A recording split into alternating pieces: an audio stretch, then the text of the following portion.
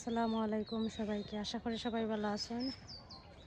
তো ভাবলাম আপনার সাথে একটা ব্লগ নিয়ে অনেক দিন যাবত আমার ছাদ বাগান আপনার সাথে শেয়ার করি না।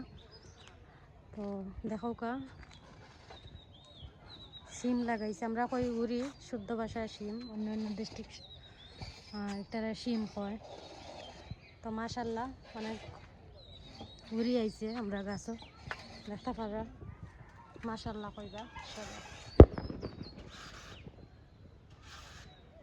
আর সে কোন থেকে আমার ভিডিওটা দেখা অবশ্যই সবাই কমেন্ট করে জানাইবা।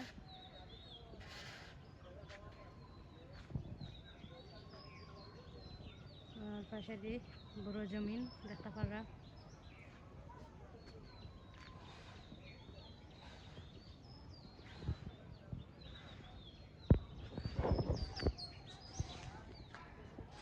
আর পাশে টমেটো, আর এই যে গাছের মাঝে দেওয়ার লাগি জৈব সার, গোবর দিয়ে জৈব সার বানানি হয়, দেখতে পারবেন আপনারা।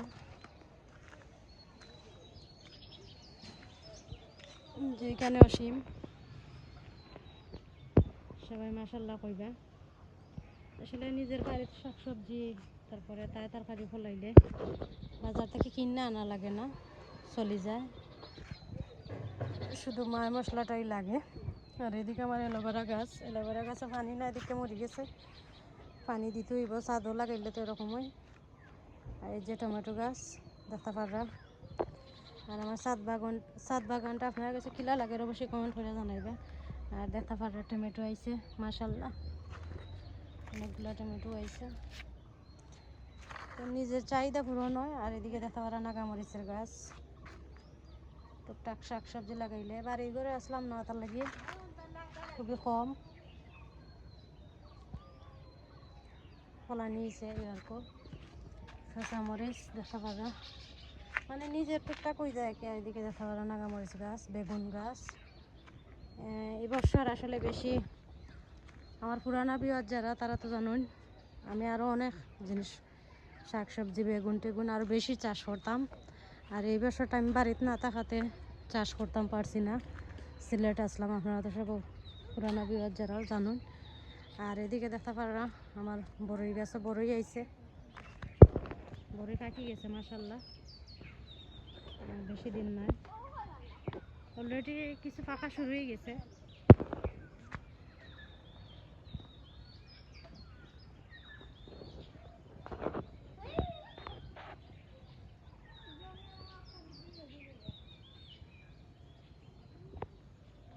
সাথে থাকুক, দেখতে থাকুক, আশা করি ব্লগটা আপনার কাছে ভালো লাগবে।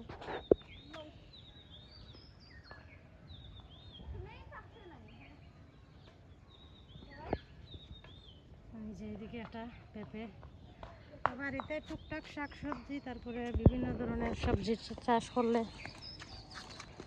দেখতে পাবে বড়ই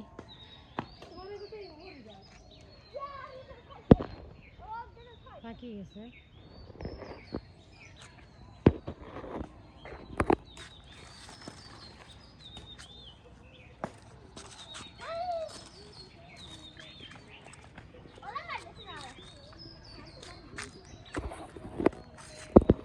দেখেন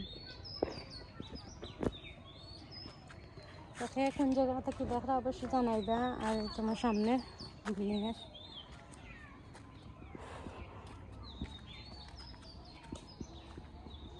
আর এদিকে আম গাছের আমের মুকুল আইছে। আর এই যে দেখুন এর আগের বছরের চারা যে আমি ফলাইছিলাম এগুলোর টবের মাঝে, তো এগুলোর মাঝে তো সার নাই, যেহেতু বাড়িতে আসলাম না, এই মাটিটা আবার বাড়বো বা করে সার দিয়া জৈব সার দিয়া তারপরে আবার চাষ করবো নতুন করে।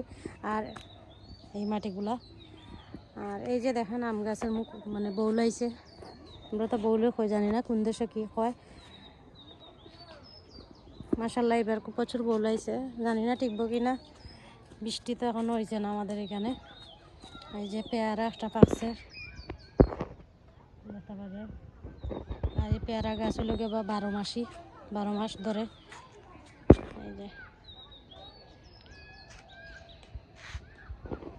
সবাই মাশাল্লাহ কইবা। আর ওইদিকে দেখেন আর একটা নতুন, এটা নতুন হয়েছে বড়ই, এটাও পাকি গেছে।